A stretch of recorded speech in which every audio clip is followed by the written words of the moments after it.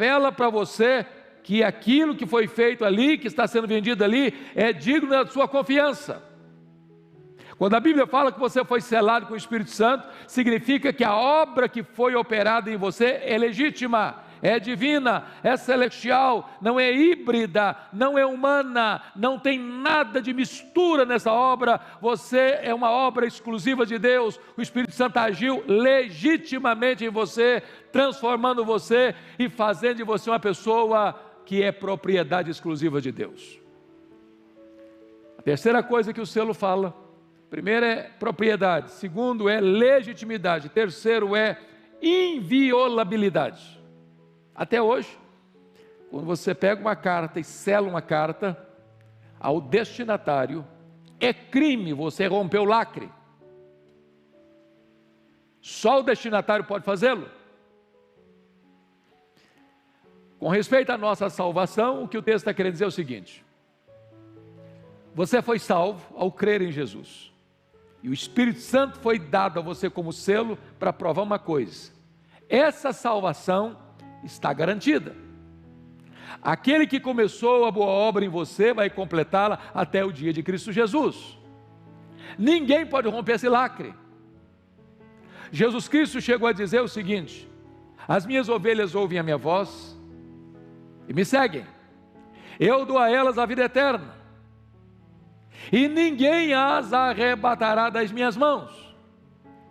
A sua salvação está garantida porque você recebeu o selo de Deus, o lacre de Deus, a marca de Deus, e ninguém pode romper esse selo. Você está seguro nas mãos daquele que morreu por você, que ressuscitou para a sua justificação. Mas agora vamos ao segundo símbolo do versículo 14. E ele diz: o Espírito Santo é o penhor da nossa herança, até o resgate da sua propriedade, em louvor da sua glória. Essa metáfora do penhor tinha dois significados. Primeiro, um significado comercial. Essa palavra, no grego, significava: você ia comprar um produto, e um objeto, ou uma propriedade, e você pagava a mensalidade de entrada. Esse é o penhor, com a garantia de que você vai concluir o pagamento e tomar posse definitiva do bem que você comprou. Eu quero dizer a você que hoje você e eu estamos salvos, que nós estamos sendo salvos, que nós já fomos salvos, que nós estamos sendo salvos, que nós seremos salvos. Com respeito à justificação, nós já estamos salvos, salvos da condenação do pecado. Com respeito à santificação, nós estamos sendo salvos do poder do pecado. Mas com respeito à glorificação, nós seremos salvos da presença do pecado. De tal maneira que o selo, o penhor, melhor dizendo, foi dado a você como uma garantia divina de que Deus vai completar essa obra até o resgate da sua propriedade. Quando será esse resgate da propriedade? Quando Jesus voltar. Se nós estivermos vivos, seremos transformados. Se nós já tivermos partido, a nossa alma glorificada volta com Jesus, e antes dos vivos serem transformados, os mortos ressuscitarão, com corpos imortais, incorruptíveis, poderosos, gloriosos, celestiais, semelhante ao corpo da glória do Senhor Jesus Cristo. Então, o que o texto está querendo dizer é que você tem garantia de que essa propriedade de Deus vai ser resgatada para a glorificação. Mas há uma segunda imagem aqui na palavra penhor. Primeiro, é a linguagem comercial. Segundo, é uma linguagem relacional. Porque esta palavra penhor era a palavra usada para o anel de noivado. É bem verdade que nós humanos firmamos uma aliança com alguém, nos arrependemos da aliança feita, rompemos a aliança feita e desfazemos um noivado. Porém, esse noivado não está se referindo ao noivado de um homem com uma mulher, de uns simples seres humanos, passível de equívoco e de erro.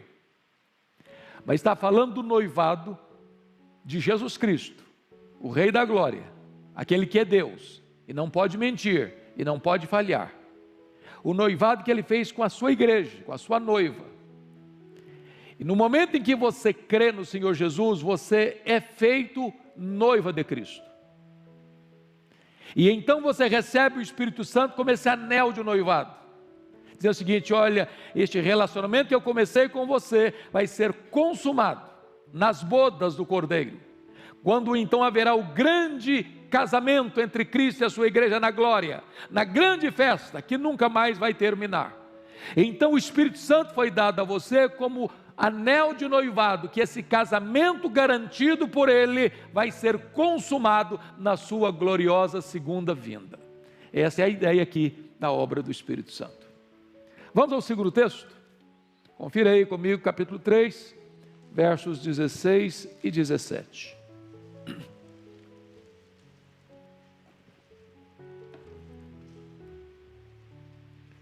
Ele diz assim: para que segundo a riqueza da sua glória, vos conceda que sejais fortalecidos com poder, mediante o seu Espírito no homem interior, e assim habite Cristo no vosso coração pela fé. Agora Paulo está orando e falando deste revestimento de poder. Ou seja, quem dá poder é o Espírito Santo, quem recebe o poder somos nós. Esse poder é dado lá no homem interior, é aqui dentro de você. A grande pergunta é: como é que você pode saber que você recebeu este poder do Espírito Santo em seu homem interior pela fé? Qual a evidência? Qual a prova? É sugestionamento? É apenas uma apreensão intelectual? Ou você pode ter evidências disso? Como é que esse poder se manifesta? Em coisas espetaculosas, místicas, arrebatadoras? Não. O texto está explicando: você é revestido de poder quando Cristo habita no seu coração pela fé. Mas o segredo para entender isso está na palavra habitar. Na língua grega havia duas palavras distintas para o verbo habitar. Existia o verbo katoikel e o verbo paroikel. O verbo katoikel era habitar de um turista, uma habitação apenas passageira e temporária. Por exemplo, você vai fazer uma viagem, e aí você se hospeda num hotel, ou numa pousada, ou numa pensão. Você vai ficar ali por alguns dias, você vai pagar aquela diária, desfrutar daquele quarto, ou daquele apartamento, ou daquela casa. Porém, você não é o dono daquela casa. Você não vai morar permanentemente naquela casa. Você vai embora daquela casa. Você não pode fazer reformas naquela casa. Você não pode dispensar os móveis daquele quarto, daquele apartamento. Você mora katoikel, você está de passagem, você não vai ficar ali. O verbo que aparece aqui não é katoikel. O verbo que aparece aqui é